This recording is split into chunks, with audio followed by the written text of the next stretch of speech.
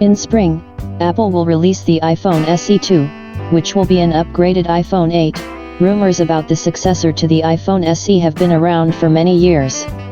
Actually, iPhone SE 2 was expected the very next year after the release of the original, but more than 3 years passed, and the device never came out.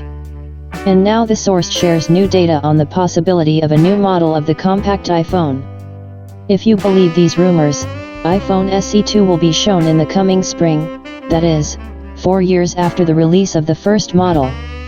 In the spring, Apple will release the iPhone SE 2, which will be an upgraded iPhone 8. The source says that the decision to release the device was made against the backdrop of a difficult situation with sales of Apple smartphones.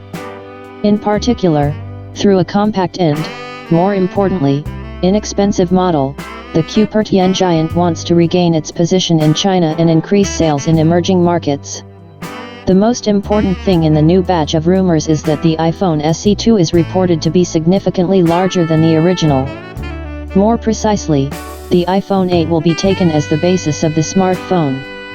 And we have already heard such rumors.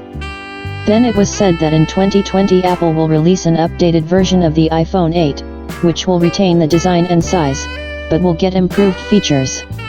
By the way, the name of the smartphone is also in doubt.